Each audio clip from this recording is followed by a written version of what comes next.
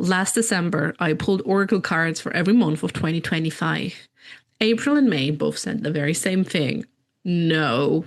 Of course, I had no idea what that meant at the time. I was working through something called the Rauhnächte, the magical 12 nights between Christmas and New Year. It's an ancient European tradition that marks the space between the solar calendar and the lunar calendar year. It's a portal, a threshold. Those 12 nights, each one holds the energy of a month in the year ahead. And on each night, you send a wish to the universe to work on your behalf. If you join me for this conversation with Nadia Gabrielle, you'll discover how to work with this liminal time as a portal into your year ahead, and why some of the most difficult cards end up being your greatest protection. And of course, the exact practice that helps hundreds of women enter a new year feeling lighter instead of loaded down with resolutions they'll abandon by February anyway. Maybe you're tired of the way we're supposed to plan for a new year. All the productivity hacks and vision board. For me, they just feel more like a chore these days. And maybe you're ready to try something different. This is witchcraft without the Instagram aesthetic. This is magic, as normal as it gets, as grounded as it gets, and as real. In the next 35 minutes, you'll understand exactly how the Rauhnächte work, what makes them so potent, and how to start preparing now, even if you've never pulled a card in your life. By the time we reach December 25th, you'll be ready to step through the portal.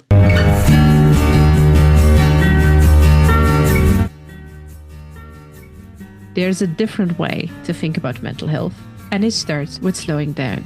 Sometimes the longest way around is the shortest way home, and that's exactly why we're taking the Scenic Route. Hi, I'm Jennifer Walter, host of the Scenic Route podcast. Think of me as your sociologist, sister in arms, and rebel with many causes. Together, we're blending critical thinking with compassion, mental health with a dash of rebellion, and personal healing with collective change. We're trading perfectionism for possibility and toxic positivity for messy growth. Each week, we're exploring the path to better mental health and social transformation. And yes, by the way, pretty crystals are totally optional. You ready to take the Scenic Route? Let's walk this path together. Nadia, welcome back to the Scenic Route podcast. Thank you, and thank you for having me again. I know you're probably the winner for coming onto the podcast most often. I love it. There's a part of me that really loves to hear that. Yay! But I appreciate contrary to the other conversations we had, we're going to talk more woo today, and not the shiny Instagram aesthetics, but the practice, because you have something you're actually running a woo, I don't know, woo program, or however you want to call it, the 12 Nights of Magic. And we're gonna, I don't know, I'm a longtime fan. It's always you're a lifer. You could run it yourself. If I ever need to take a break, you can just take over at this point. Tap me in, coach. Tap me in. No, but it's kind of like my perfect. I don't know. It's the perfect concept. So we're gonna talk about this. But I don't know. I always, when we talk about witchcraft, we always kind of get these weird ideas of, I don't know, coin and spells and sage and whatever not. But I don't know. We've talked about this before. I know, what does witchy mean to you? You have a completely different kind of way of going at this. Yeah, I was thinking about it before we started talking, and I just couldn't come up with an answer because it's just not something that I ever think about, because for me, it's just the way I grew up. And you know how people that's just what qualifies as normal too. So I was raised in a household where, sure, we were level-headed people and doing normal people things. But also, when you had a headache, you got a rose quartz to put on your forehead. And when you had normal things, right? And when you had something going on, there was always one aunt or the other sort of chiming in going, well, have you done the cards? And that's just how it was and how it still is. So for me, when you were talking about Instagram aesthetics, it's just like a fancy flat lay of crystals where the light is just so far from anything I would ever even think about. In fact, something I can share from directly from the source being my aunt. She said to me a while ago that is in fact something that we're really moving away from, where things are getting more finstofflich, like subtle, for my non-German speakers. And so there's really no need for a closet full of crystals, unless, of course, that is your jam, in which case, wonderful, you do you. So, yeah, I mean, if you think they're pretty, buy them. Like, fair enough. But it's interesting, though, right? Like, I grew up with a mom who was very into astrology, but that was like as far as it got, really. Which is, for some, it's already some degree of woo, which I get. But like looking at cards and things, that really wasn't. That really came later when I was like 14, 15, 16, when I was like, what is this tarot? What is that? Well, because I'm intrigued. you and I are I think, in the generation of Pluto and Scorpio, right? So it's like 10 years. I think it's about 9 or 10 years that generation has the Pluto and Scorpio placement, if I'm not mistaken. And we're just basically, we are these people who, no matter how we grew up, it just attracts us. It just kind of, it will find its way. Yeah, exactly. So for me, it was early on. And then you just, I mean, how did that happen? How did you? I don't know. It started with a book, as like most of the things I ever did in my life. It started with a book. I don't know. It was the Book of Shadows. It was. Did you watch Charmed? It was not a secret, that I know. Yeah. Because we were already like side-eyeing that one when I love it. You're like, I already know all of this secrets of like, the universe stuff. That's baby. We're not like, give me some Aleister Crowley, please. No, but it probably started with a book. I don't even remember. But I remember doing the first kind of things, kind of read, like, I don't know. Yeah, I guess you can call them readings, but it was just more or less Baby Jen having no idea what she was doing. And I remember like people looking at me like I don't know, like I read their soul to some degree, right? And it was like interesting, but and again, it's not really, which you probably did because you're also a projector, and I know your card a little bit, so it's not far from reality that's what happened. Yes, but it soon came the misconception of, ask the cards what I'm supposed to do, and I'm like, yeah, that's not. I don't know if the cards work like that, but it's not. That's not how I work, because I think you know best, and maybe the cards can help you like find the answer for you personally, but I don't see like, the cards told me this, and I'd be like, by the amounts of towers and 9 of swords that I had, like I should be dead by now. So it's good. You'll live. And sometimes it's as simple as like you get the reading or you do the reading and you see the cards and you're like, oh, and then that shows you what you really wanted and what actually your true desire is and what your true inner compass is saying. Yeah. So it's interesting how it works sometimes. Yeah. And it's also like nice. It kind of fits into what you said, that it was the way you grew up with. And for others, probably would say, that's a bit of woo or a lot of woo. Oh, yeah. It was just normal, right? And that's also how I see like magic. Like I was just talking to someone as well on that, and they said, like it's like. It's something. You like doing magic, and I'm like, I don't really necessarily see it as doing magic, rather than me tapping into it, because it's always there. It doesn't. It's just it doesn't manifest when I do it. Excuse me. It's just Jen being magical. There is no exactly. Hello, we met. There's no doing involved. No, but magic, or whatever you want to call it, it's always there. Yeah. You can just decide to tap into it, walk through it, whatever you want to call it. I understand. I always felt that way I used to be a yoga teacher, and I felt that way about yoga a lot. When people would ask me like, are you still doing yoga? I'm like, well, I understand, of course, what they were saying, and the most that you kind of know if you're not super into the system is just the physical. So of course you would phrase it that way. But Yeah. to me, it was like, well, yeah, like I was doing a lot of yoga the other day when my laptop got stolen and I didn't like break down into a puddle of tears. That was pretty yogic of me. But yeah, it's just more a way of just existing. And I think the more that you're tapped into something, the same even with human design, Yeah. the less I kind of, it just takes up almost zero mind space. It's not like something I worry about.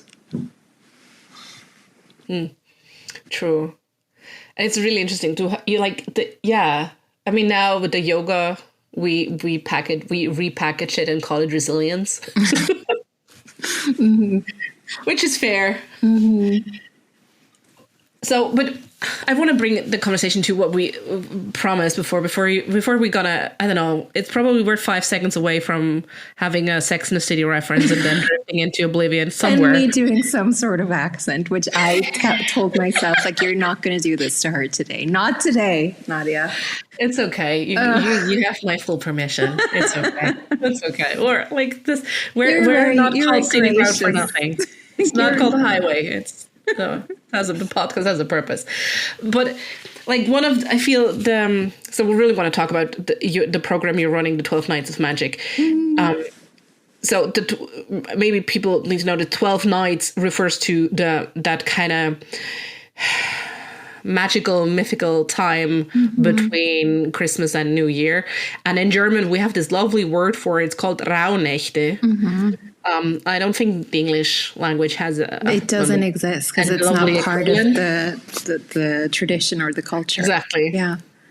So, like, for someone who's never heard of it, how would you describe what kind of happens energetically across those 12 nights?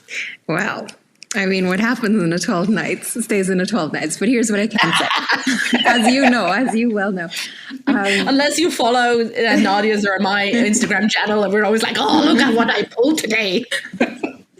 I mean, very simply, the 12 nights are just the difference between the number of days in the solar calendar versus the number of days in the lunar calendar. And it happens at a very specific point in the year, as Jen said. So right as the old year or the current year ends and the new year begins. And the way that I refer to it most often is a portal, because it carries, as this kind of like little package of days, it carries such potent energy. And then each of the 12 nights carries its own energetic theme and highlights a different topic, and then is connected to the year ahead. So when we work with that portal energy, it's really cool because we get to uncover what's basically like a little preview or a movie trailer of the upcoming year for us personally. So there's a whole thing. I'm not going to get into it. I call it the DBR, daily based ritual, that guides you in revealing essentially your personal energetic themes for the year ahead using the cards, which you can use at whatever you'd like. It's not an oracle course. It's not a card reading course. None of that. In fact, it's not a course at all. So you just bring what you're comfortable with. I do make suggestions, but in the end, you can do as you please. So that's a really integral part. However, many, many more parts. So then, before you get started, and you obviously know this, there's almost like a pregame of 12 nights, where there's this cosmic invitation almost.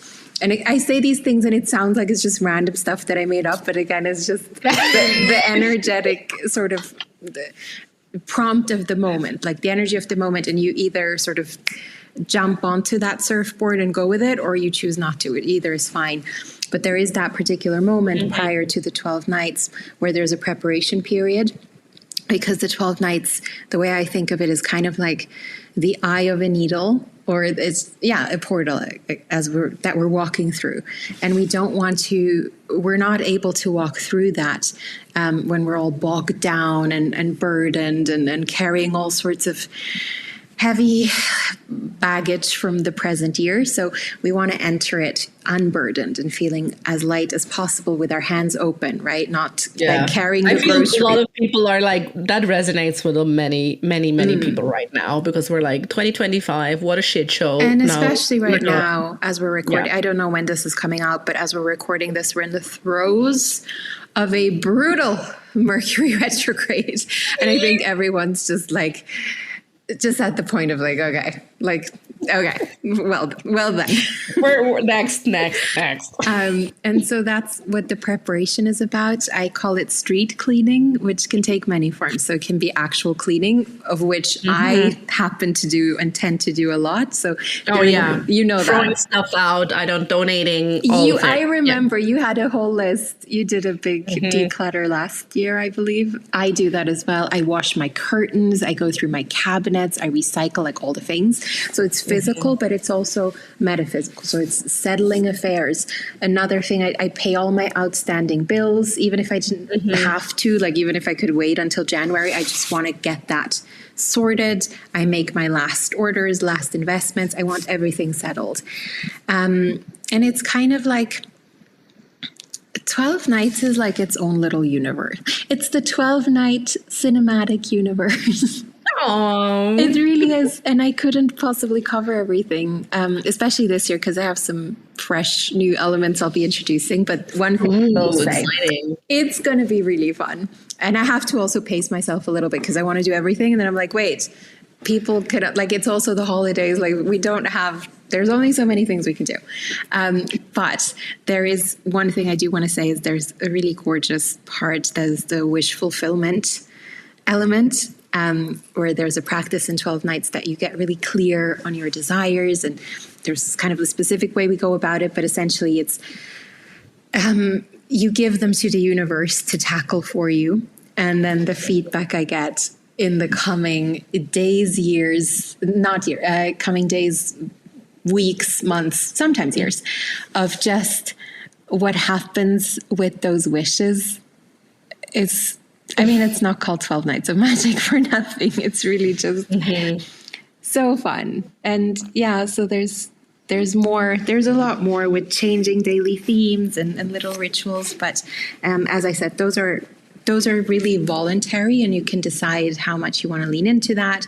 Maybe today you're having a day that there's more going on. There's nothing else you really need to do. You kind of stick to your daily base ritual. You get that glimpse into your 2026. And yeah, that's the gist of it. I hope I did a good job explaining. For me, being on the receiving end, it was just always so nice to have these emails pop in. And I mean, there were 12 Nights Magic where I did like the full Monty, and others where I'm like, nah, I'm just gonna stick to like the bare bone, bare essentials right now. Like, I've done it all, but yeah, it was always just nice to have this reminder in my inbox of this little ping of like, oh yeah, I'm going to do the cards tonight. I'm going to slow down, do some deep listening, having this ritual moment. And a bit of fire, a bit of burning, a little bit of catharsis. Yeah. It's a really, like, even if that's the only thing you do, and I've had 12 nights cycles that I was traveling, or like I'm on a plane here and then I'm here for a night, and I would just have my little tea light that I would bring with me and like a little travel deck of cards, and that's all I had, and maybe a little rose water spritz that was really for my face, but I used it to cleanse the space, and that's kind of as bare basics as I got. And then I have, you know, when I'm at home and I have my little altar and I have all the things, which I'll post all of this on my Instagram because I get excited. And it either is fine, right? It's not, as I said before, it's not a course. It's not a class. In fact, it's my last thing that I do in the year, because I do courses and classes, and those do come with, here's homework, here's things to do, here's tasks, here's deliverables. And I just love that kind of exhale at the end of the year of, there's really nothing you have to deliver here. You can make this as bright and full and fun as you want, and you can also just chill and just do as you please, and there's nothing expected of you here, that I really enjoy. I remember it wasn't last year because I was traveling and hadn't had the time. But 2 years ago, you had made the invitation that we can do a live reading with someone in the group, like read each other's cards. That was so fun. And I remember we're still Instagram friends. Oh, like, I love it. Commenting every now and then on each other's posts and things, like, yeah. So it's really nice. Still, like, there's a strong community vibe, which I also really like. So, hey, if you look back at your cards, at your 12 Nights of Magic 2024, where you led the cards for this year, do you have any insights or revelations you can share with us? Bring it on. I was just talking to my mom about this because, of course, my mom does it. Like, this is now we've gone global because there's people all around the world. You know, there's like people all the way to New Zealand doing 12 nights, but this is very much sort of what we just do. And so even when my mom and I throughout the year, we have a conversation, it's like, oh, actually, what were your cards for this month? Like, let's just double check what's going on here. So we were just talking about it and oh my, I checked my cards and I will say in hindsight, this year in particular, I mean, I'll tell you about mine, but also just the feedback from participants has been nuts. Like, depending, of course, on what decks people use, sometimes they turn out to be incredibly literal, the messages, and sometimes they're more symbolic. And then in hindsight, you're kind of like, oh, whoa. What I can tell you about mine is that for sure, the 2 months that the cards indicated were going to be a challenge. Well, they did, in fact, end up being incredibly challenging. And I can just see that. I was able to see that. I knew that in advance because I could see it when I looked at the overview of my full 2025 that I got during the 12 Nights 2024 last year. Even just looking, you don't need any sort of acumen or any sort of skill with card reading, really. It's best if you choose a deck that you vibe with. But even just looking at the colors of the cards, like not even reading the words or looking up the symbolism, these 2 months were just incredibly dark compared to the other cards, which were like bright and friendly and sunny. So I kind of knew what was coming. It still knocked me out, but I did have that kind of heads up. And then the month that I had my best, sort of most prosperous, brightest cards, also some of my favorite cards personally, did indeed also turn out to be the highlight of the year so far for me. And then just practically speaking, I always incorporate it into my planning. So I will look at, okay, what's kind of the narrative that's being told here, looking at the whole month, like from January into spring and so on. What is a good month to take a break? And then I'll plan my vacation then. Or I had 1 month that the cards were like, go be near water. Just whatever you do, woman, just be close to water. And I honored that. And I made sure that I had that, whether that was a waterfall or a lake or a salt bath. So sometimes it can just be like, very kind of, literal like that, or actionable, I should say. So what was your experience, if you'd like to share? I know that you had a few months that were like, well. I had some interesting few months. And I surely had, like, the tower was crumbling, like, for sure.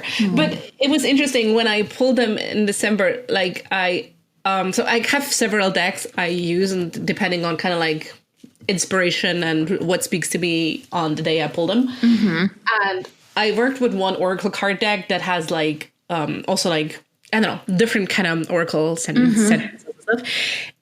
And for 2 months in a row, I pulled the literal card no.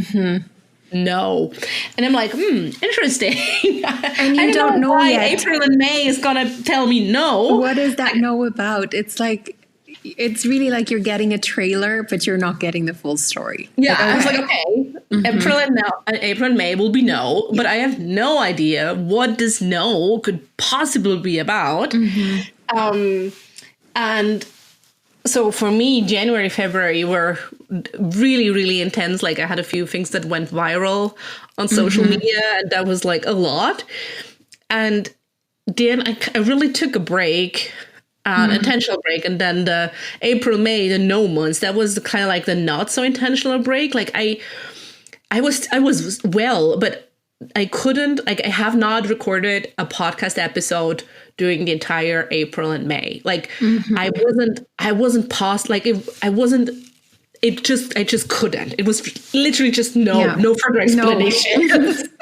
It was really just no. Yeah. And then I think in July, when I was looking through, kind of like did a half year check-in and went through my 12 Nights Magic cards, I was like, oh, that's no surprise that we had the no there, because it was just literally like a creative dry space. But isn't it also heartening, like even if it's challenging cards, because I get this question often from participants, especially those joining for the first time. Usually people, when they join once, they're like, I'm in for life. Like, I'm in for as long as you'll do this. But for the first time, and they're like, wow, I've had my second month in a row of really challenging cards. Like, how do you deal with that? And I just always think, well, reality is going to be reality anyway, whether we have the cards or not. Like it's not the cards. It's going to happen. Yeah. It's really, this is basically giving you a little heads up. And also, it's heartening, no, to look back and go, oh, wow, that does line up. And I did do the right thing by saying no, and by just saying, you know what, that podcast is going to have to wait for a moment. Not that you had a choice. I imagine, like, when I'm in those spaces, I'm like, well, it's not like I could make myself do it at the moment anyway. Yeah, or even sometimes when you're like, I don't know, I'm not sure between two choices. And sometimes you're like, I could do this and it'll be fine, or I could this.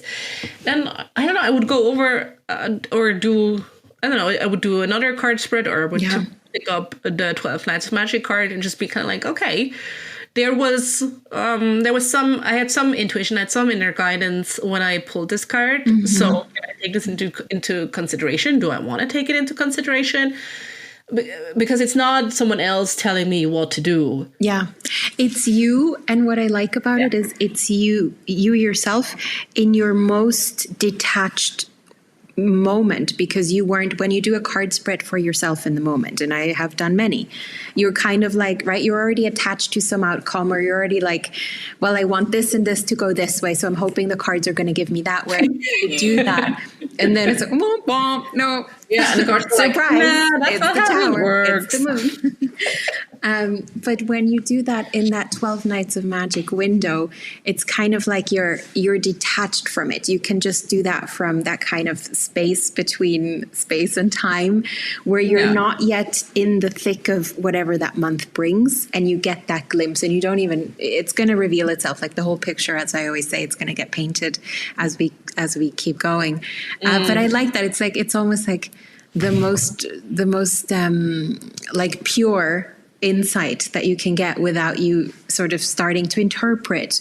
And I like, there's one participant who's been doing it many years. I believe she was actually probably from the very beginning she's been doing it. And what she did last year, and she shared it and she gave me permission to share, was that she would just sort of free flow write about the cards she got in the moment.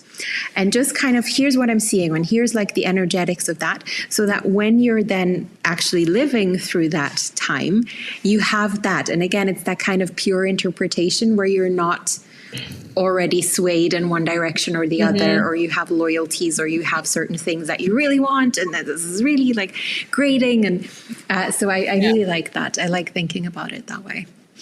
Yeah, that's very beautiful.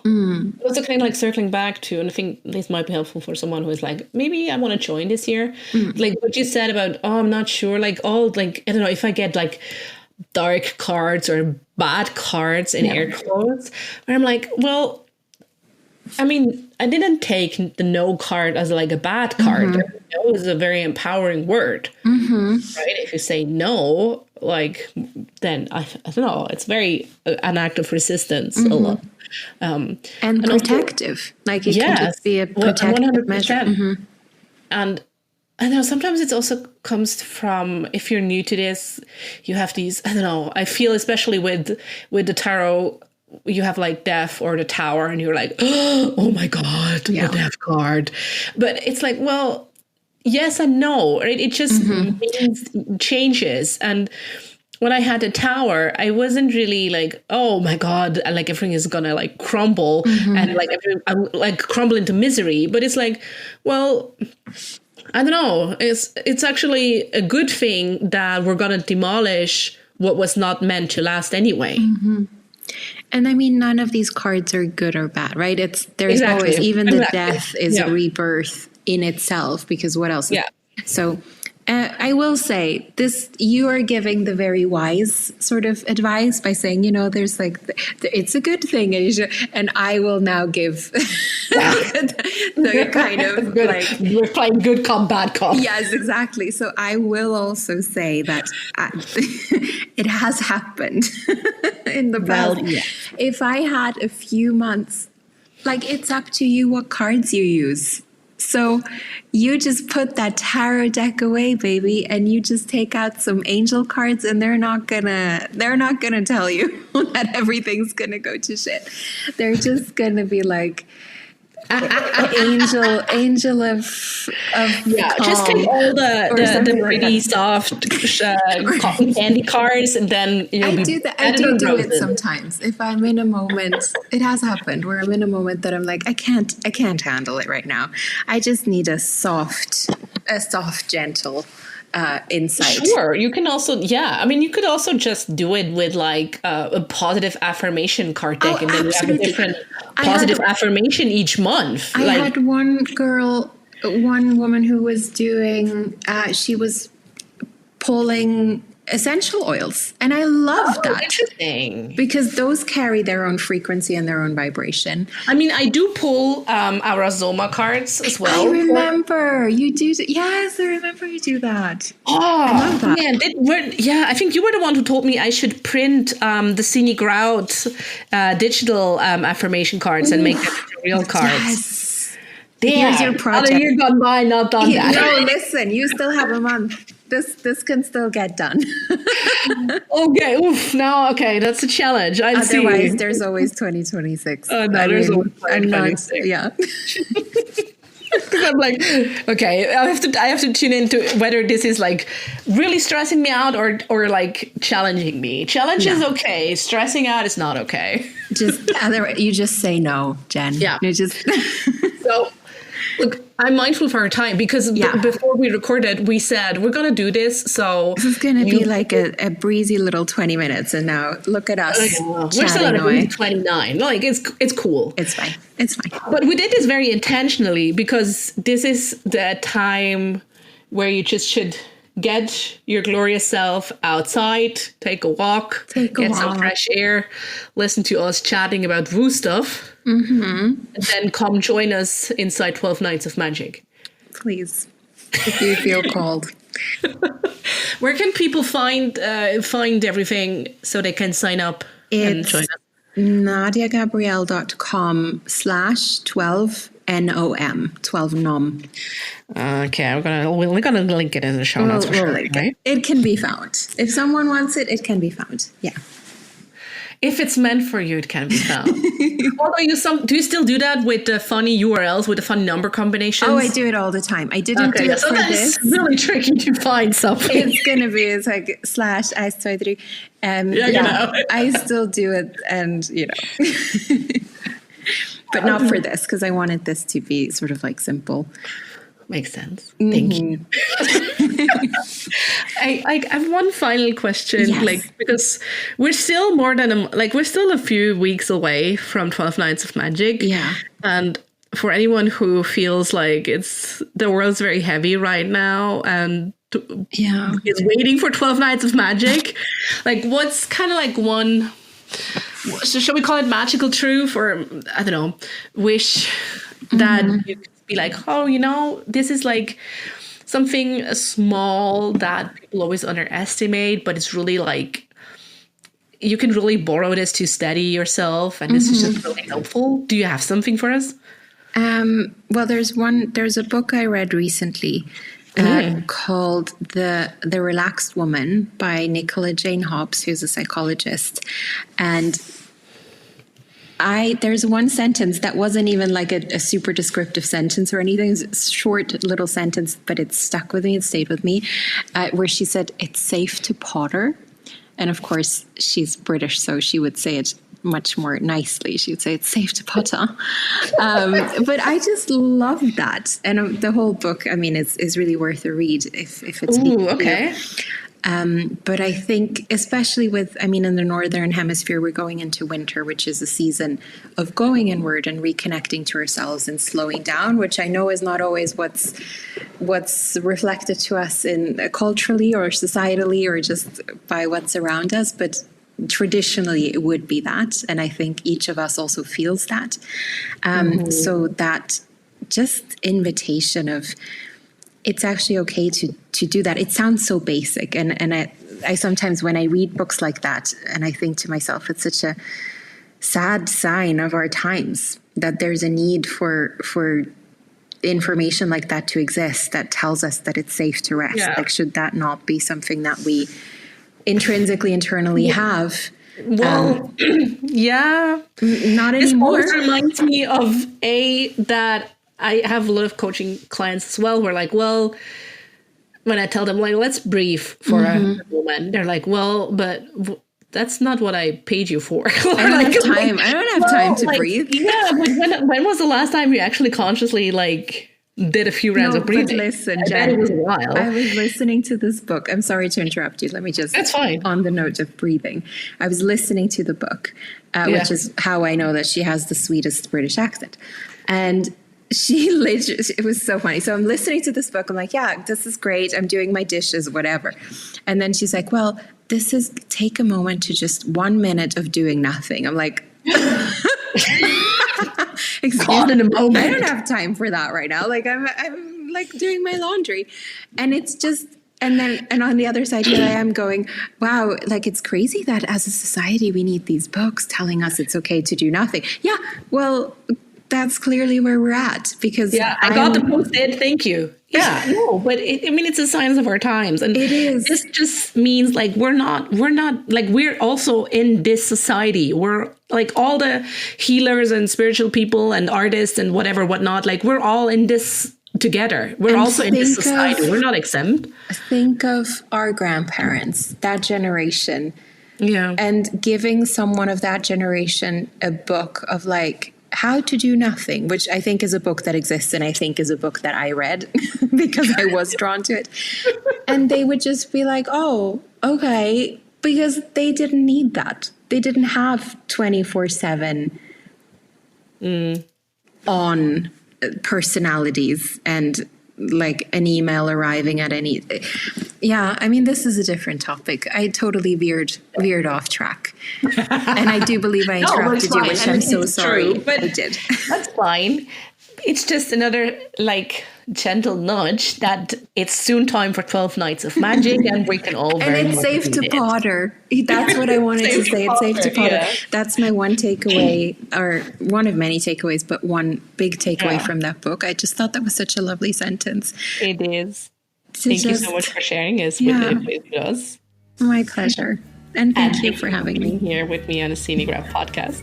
Thank you. It's always a pleasure. And just like that, we've reached the end of another journey together on the Scenic Route podcast. Thank you for spending time with us. Curious for more stories or in search of the resources mentioned in today's episode? Visit us at scenicroutepodcast.com for everything you need. And if you're ready to embrace your scenic route, I've got something special for you. Step off the beaten path with my Scenic Route affirmation card deck. It's crafted for those moments when you're seeking courage, yearning to trust your inner voice, and eager to carve out a path authentically, unmistakably yours. Pick your Scenic Route affirmation today and let it support you. Excited about where your journey might lead? I certainly am. Remember, the Scenic Route is not just about the destination, but the experiences, learnings, and joy we discover along the way. Thank you for being here, and I look forward to seeing you on the Scenic Route again.